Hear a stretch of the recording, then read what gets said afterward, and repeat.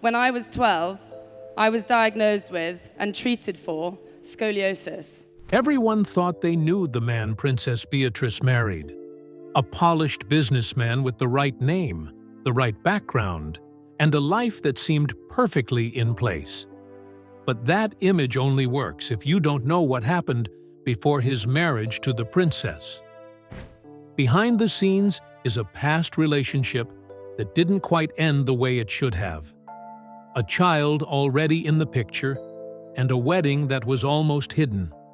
And just as everything appeared settled, a deeply controversial scandal pulled the spotlight back, followed by whispers that not everyone in Edoardo Mapelli Mozzi's world was comfortable with his ties to the royal family. What's really going on behind the scenes? You'd be shocked to find out. The man Princess Beatrice married.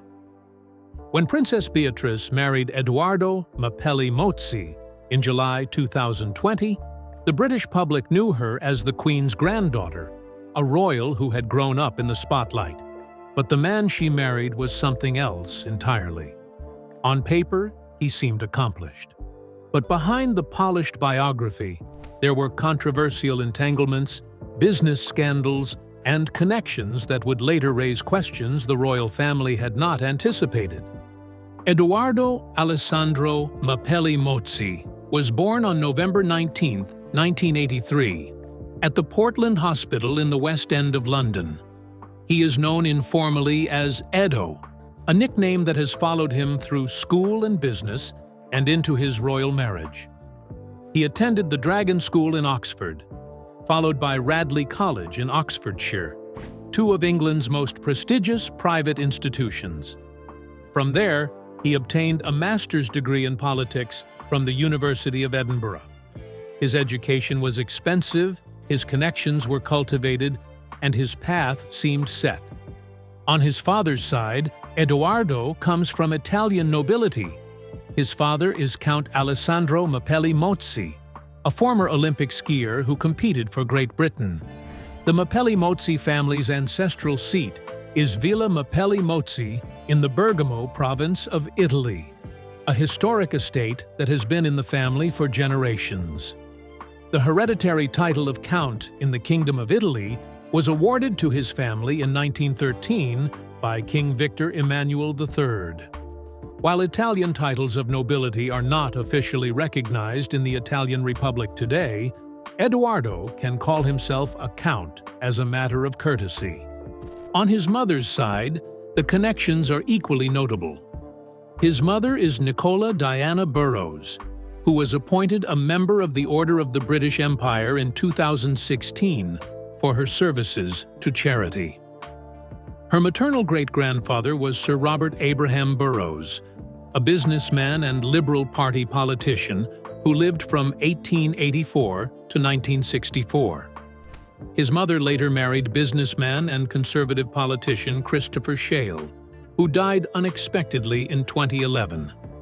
Edoardo's entire family tree reads like a who's who of British and Italian establishment figures. He has an older sister, Natalia Alice Yeomans, born in 1981. He also has a younger half-brother, Albemarle Shale, known as Albie, born in 1991 from his mother's marriage to Christopher Shale. The family is close, and Albie has been involved in some of Edoardo's charitable ventures. One of those ventures is Cricket Builds Hope, a British Rwandan charity that Edoardo co-founded. The organization was originally called the Rwanda Cricket Stadium Foundation, and its goal was to build Rwanda's first grass-wicket cricket ground, now known as Gahanga International Cricket Stadium. The idea originated with his stepfather, Christopher Shale, who died before he could establish it. Edoardo carried the vision forward, and his half-brother Albie now serves on the board of trustees. Despite his remarkable success, Edoardo has been open about his personal struggles. He is dyslexic, a fact Princess Beatrice revealed in an August 2021 interview. She spoke about it as a point of pride, highlighting how he had overcome challenges to build his career. Edoardo is known for his strong presence on social media, where he speaks against plastic pollution in oceans and whaling in Japan. During the 2016 U.S. presidential election, he also played an active role online by using the hashtag #ImWithHer on Twitter to support Hillary Clinton. But none of these involvements would draw scrutiny to Edoardo Mapelli Mozzi the way his business later would. And the deeper journalists dug into his financial dealings, the more they found that the polished surface of the royal husband concealed something far more complicated. Edoardo's financial connections. His charity work and noble title made for good headlines. But the real story of Edoardo Mapelli Mozzi begins with the money he made through Banda, the property development company he founded at 23 years old. What started as a small London firm has grown into a global empire with projects on 4 continents.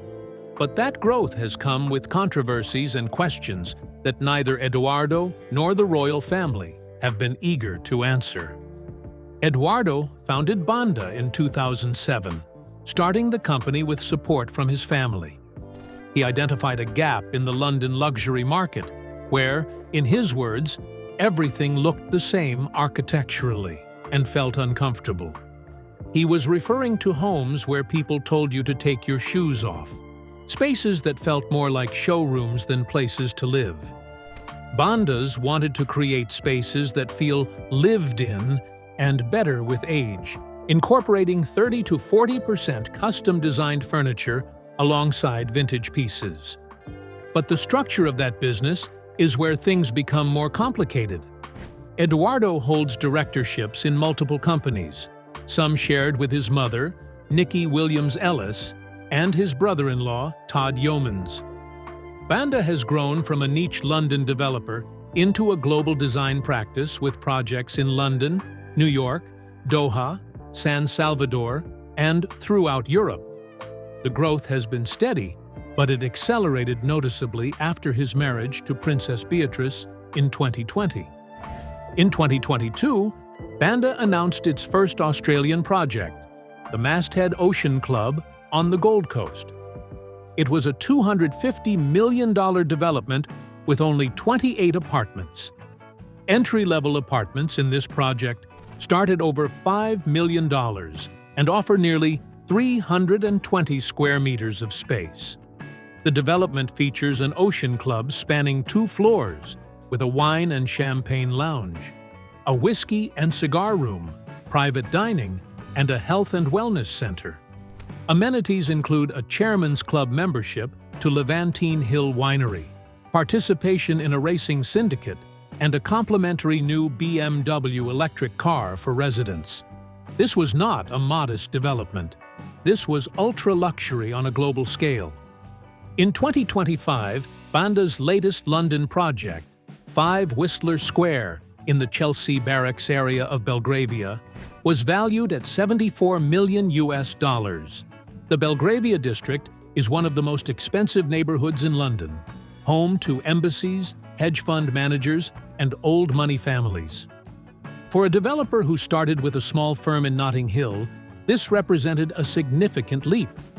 As of 2026, the company has announced upcoming developments in Miami, Mumbai, New York, Dubai, Milan, Surrey, and the Cotswolds. They are also working on a private jet project. Banda's international profile and client base have expanded significantly since Edoardo's marriage to Princess Beatrice. He now works with prestigious clients and high-net-worth individuals across multiple continents. But early in his career, some challenged his claim of developing in undervalued parts of London. Property experts noted that there is nothing undervalued in Notting Hill, describing it as a super-prime residential destination. Critics suggested that his business was less about market reality and more about branding. Regardless, the company grew. And as it grew, so did the questions about how much of that growth was tied to his new royal connection. The most persistent question has been about client lists. Who exactly is buying these multi-million-dollar properties? And are any of those buyers connected to regimes, oligarchs, or individuals with questionable financial histories? There was another question, too, about his love life before he met the princess. The woman before Princess Beatrice. Most people don't realize that before Princess Beatrice, Edoardo Mapelli Mozzi was actually building a life with another woman. And that life did not end quietly. Her name is Dara Huang, a Chinese-American architect, born in Florida to Taiwanese immigrant parents. Her father worked as a NASA rocket scientist after moving to the United States, a background that placed her in a world of discipline, ambition, and high expectations from an early age. Her education followed that same trajectory. She earned her undergraduate degree from the University of Florida before going on to complete a master's in architecture at Harvard University, one of the most competitive programs in the world. Her career moved quickly. In 2013, she founded her own firm, Design House Liberty, building a reputation in architecture and interior design. She later launched Viva House, a company focused on converting disused commercial spaces into residential living. Her work has extended across major international projects, including contributions to the Tate Modern in London and developments in New York's Tribeca district.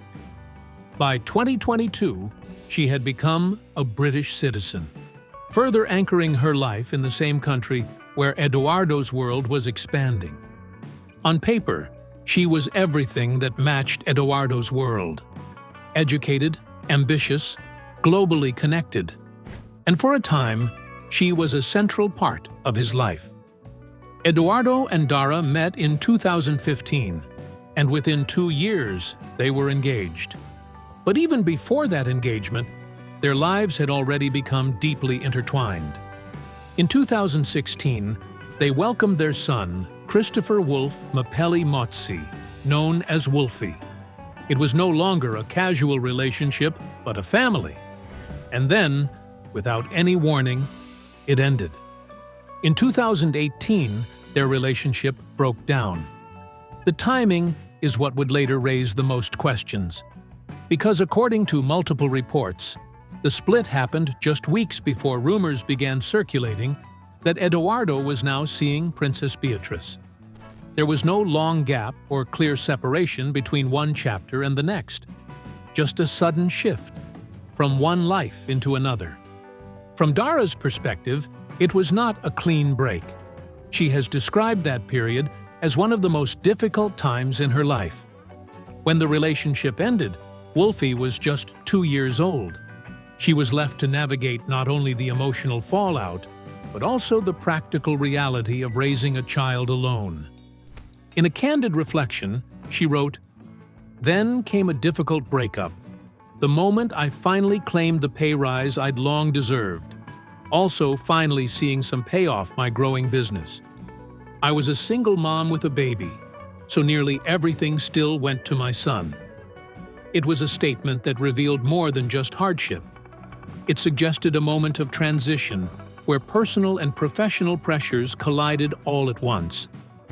And when asked directly about her relationship with Edoardo, she did not romanticize it. She said, "He was the father of my child, and he left as quickly as he came. So I would say, unfortunately, it's not an instinct you can trust." It was a rare glimpse into how she saw what had happened. Not as a fairy tale that ended, but as something far more abrupt. And yet, what followed did not unfold the way many expected. Despite the circumstances, the relationship between Dara, Edoardo, and eventually Princess Beatrice did not collapse into public conflict. Instead, it evolved into something far more beautiful. Publicly, all sides have maintained that they are on good terms. There were reports that even after the breakup, Dara and Edoardo remained unusually close. A friend told the Mail on Sunday in early 2020 that Dara still cut his hair and occasionally bought him clothes. It was a detail that seemed small, but it pointed to something larger. This was not a clean separation. It was an ongoing connection, reshaped rather than severed. Dara herself has spoken about the co-parenting dynamic in a way that stands out. She described Wolfie as having two sets of parents trying to help him on both sides, adding that the more, the merrier. She emphasized that the situation could have been far more difficult, but instead, it was managed with a focus on stability. Even when Edoardo and Princess Beatrice announced their engagement, Dara's response did not follow the narrative many expected. She told Mail Online, "I wish the best for Edoardo and Beatrice and look forward to uniting our families." Inside the royal family, the language reflected that same effort to maintain balance. Princess Beatrice has reportedly avoided the term stepmother, choosing instead to describe herself as a bonus mum to Wolfie. And Sarah Ferguson has referred to him as a grandson, integrating him into the wider family structure. Today, Dara Huang continues to build her career. She has expanded her work into a new furniture brand, Dara Maison, while traveling between Paris, Miami, and the United States. Her personal life has also moved forward. She was previously linked to London-based financier Filipos Codellas de la Morena, though that relationship has since ended. Outwardly, everything has settled. But the story of how one life ended and another began is still there, just beneath the surface. Because while the public was introduced to a royal wedding in 2020, what they did not fully see was everything that had unfolded in the years leading up to it. Because when Princess Beatrice finally walked down the aisle, it was not the wedding anyone had been prepared for. The royal wedding no one expected. For years, Princess Beatrice had been one of the most recognizable figures in the royal family. Her life had played out in public, from childhood appearances on palace balconies to high-profile royal events. But when it came to her marriage, almost everything about it unfolded in a way no one anticipated. Long before the headlines, Beatrice and Edoardo Mapelli Mozzi had known each other through overlapping social circles. Their families had been connected for decades, moving within the same elite networks in Britain.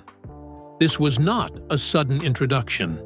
It was familiarity that had existed in the background for years, quietly, without attention. But that familiarity did not turn into a relationship until much later. It was not until 2019 that the public first saw them together as a couple. Their debut came at a gala event at London's National Portrait Gallery, where they appeared side by side for the first time. And from that moment, everything moved quickly. By early September 2019, Edoardo proposed during a trip to Italy. The setting matched his background, tied to his family's heritage and the image he had long cultivated. Just weeks later, on September 26th, the engagement was made public. Buckingham Palace confirmed the news, and within hours, the story had spread globally. To the public, it looked like a straightforward royal engagement, but the speed of it did not go unnoticed. Because less than a year earlier, Edoardo had been engaged to someone else. He had a young child, and now he was preparing to marry into the British royal family. It was a transition that felt abrupt, even if no one inside the palace addressed it directly. Still, the engagement period followed the expected pattern. In October 2019, the couple attended a high-profile wedding in Paris, moving confidently within European aristocratic circles. By December, they hosted their own engagement party in London, attended by a mix of royal figures, celebrities, and long-standing family connections. Names from across British society filled the guest list, reinforcing the idea that this was a union firmly rooted in both royalty and influence. Everything pointed toward a traditional royal wedding. The original plan was a large ceremony set for May 29, 2020, at the Chapel Royal in St. James's Palace. a full guest list, a public celebration. The kind of event that would be watched around the world. But that's not what happened, because by early 2020, restrictions and uncertainty made large gatherings impossible. The wedding was postponed, and for a time, it was unclear whether it would happen at all. But then, on July 17, 2020, Princess Beatrice married Edoardo Mapelli Mozzi in a ceremony that almost no one saw coming. There was no grand announcement in advance, no televised procession or crowds gathering outside palace gates. Instead, the wedding took place at the Royal Chapel of All Saints in Windsor, a much smaller and more private setting.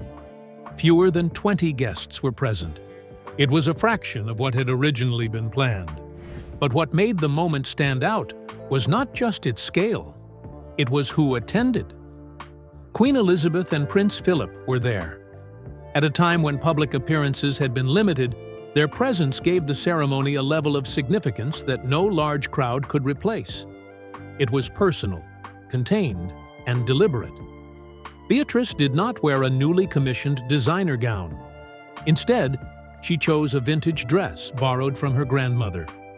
It was a piece already steeped in royal history, reworked for the occasion. Everything about the wedding was scaled back, controlled, and almost understated. And yet, in some ways, that only made it more striking. After the ceremony, the public only saw glimpses through small sets of photographs, carefully released to show just enough, but not everything. From there, the next chapter unfolded more quietly. By May 2021, it was announced that the couple were expecting their first child together. In September of that year, their daughter, Sienna Elizabeth Mapelli Mozzi, was born in London. The family expanded again in January 2025 with the birth of their second daughter, Athena Elizabeth Rose Mapelli Mozzi, who arrived several weeks early. Outwardly, the marriage settled into something stable, a private life split between London and the countryside, with reports later placing them in a manor home in the Cotswolds. On anniversaries and personal milestones, glimpses of their relationship appeared through carefully shared messages and photographs. Each one reinforced the same image of a marriage built on affection, stability, and quiet happiness. And for a time, things stayed that way until they didn't. Because the scandal that followed would bring renewed scrutiny not just to Princess Beatrice's past, but also to her marriage and family. The scandal that changed their lives. By early 2026, the life Princess Beatrice had built with Edoardo Mapelli Mozzi appeared stable. But then, in February, everything shifted again. A new tranche of previously sealed legal and financial documents was released, reopening scrutiny around Beatrice's father and his long-standing associations with a convicted offender whose network had already drawn global attention years earlier. The material included renewed examination of financial links, past meetings, and continued contact even after the individual in question had already been convicted. There were also references to scandalous travels, private communications, and controversial connections that had previously been dismissed as limited or historical. But this time, the documents suggested a pattern that was harder to ignore. The backlash was immediate. Headlines returned, broadcast panels revisited the story, and analysts began dissecting not just the past, but also the implications for the present. Soon, the focus, which was once centered almost entirely on Beatrice's father, began to reach Beatrice herself. For years, she had kept a careful distance from the controversy. She maintained a low profile, rarely engaging publicly with anything connected to it. But as the documents circulated, that separation became more difficult to sustain. She was no longer just a bystander to the story. She was part of the orbit surrounding it. The timing made it worse. As the scrutiny intensified in the UK, Edoardo was in the United States. His schedule placed him in Palm Beach and Miami, where he was engaged in high-level business commitments. In Palm Beach, he appeared at a design event, speaking on architecture and hospitality. In Miami, he made multiple visits to Fisher Island, overseeing a major luxury development tied to his company. While it was a good move professionally, it created some sort of distance between the couple. Soon, images from his trip began to circulate. Beachside locations, exclusive venues, and business meetings in high-end settings. At the same time, headlines in Britain were focused on the unfolding controversy surrounding his wife's family. The contrast was stark. Soon after, reports began to surface, suggesting a possible strain behind the scenes. Some outlets cited sources claiming that Edoardo was becoming increasingly focused on protecting his business and reputation as the controversy escalated. His concern was not just about his reputation, but about his clients, investors, and the long-term positioning of his company. Banda had been expanding rapidly with new developments, international projects, and high-net-worth clients. Now, that reputation was at risk of being linked to something extremely controversial, outside his control. According to multiple reports, his family was deeply concerned. The Mapelli Mozzi name carried its own history, its own standing, and its own network of relationships. There were suggestions that they wanted clear separation between their family and the controversy surrounding the York side. That pressure reportedly placed Edoardo in a difficult position. On one side, his wife, navigating a renewed wave of public scrutiny tied to her family. On the other, his own family and business interests, both of which depended on maintaining distance from controversy. Those two realities did not align easily. Some reports described a growing divide between the couple, a situation where Beatrice needed visible support, while Edoardo's focus appeared to be shifting toward safeguarding his professional life. There were claims that she was increasingly concerned about his absence during a critical moment. At the same time, observers began questioning whether Edoardo's presence in Florida at that exact moment was purely coincidental. The suggestion was not that his trip lacked purpose. It clearly had business objectives. The question was about timing. Why during the peak of the renewed controversy? Friends of the couple pushed back against the speculation, describing the situation as being exaggerated. They maintained that there was no internal crisis, only the reality of two people managing demanding careers across different locations while raising young children. Still, the speculation continued. Then, in March 2026, a small but significant moment shifted the tone.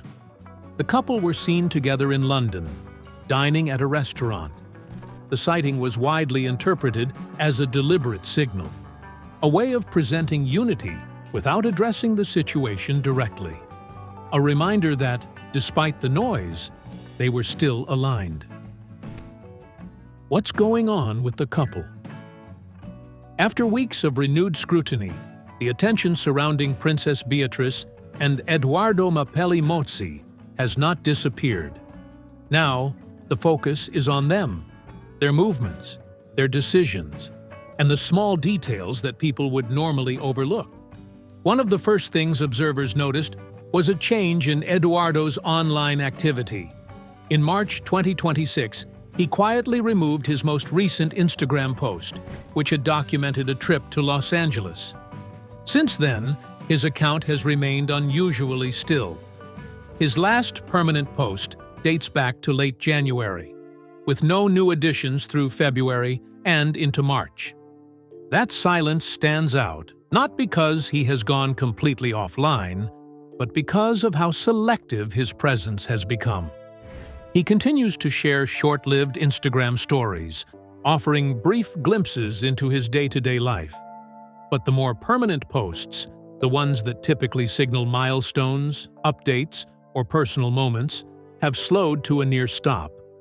For someone whose profile had been steadily growing, it is a noticeable shift. But the good thing is, his professional life has not slowed at all.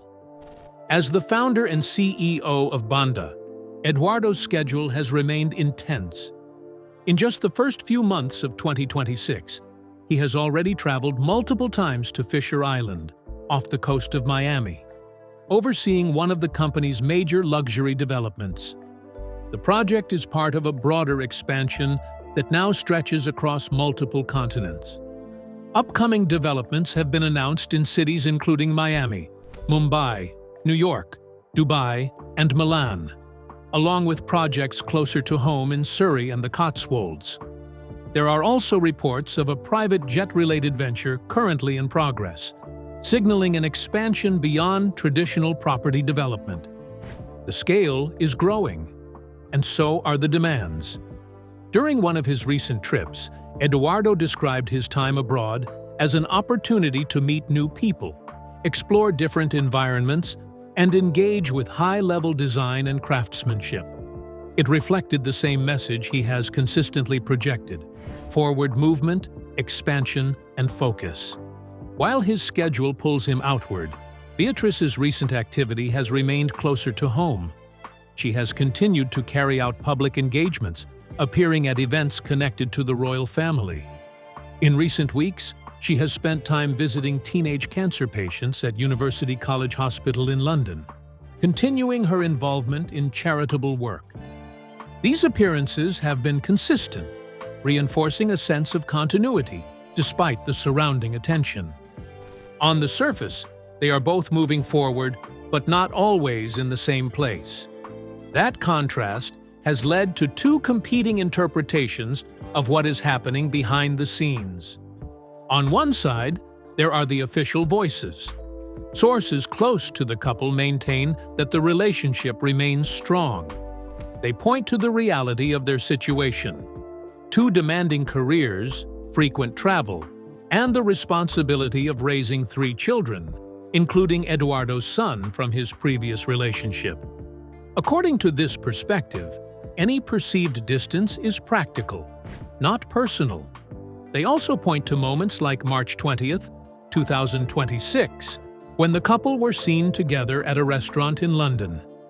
A simple outing, but one that suggested they are still spending time together when their schedules allow.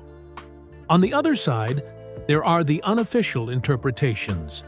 Some observers continue to question the timing of Edoardo's travel, the shift in his online presence, and the broader context of the scrutiny that has surrounded Beatrice's family. They see patterns, changes in behavior, and signals that may or may not mean something more. But what do you think? Did Edoardo distance himself from Beatrice due to the controversy surrounding her father? Let us know your thoughts in the comments section below. If you enjoyed this video, don't forget to click on the next video on your screen, like this video, and subscribe to our channel for more updates.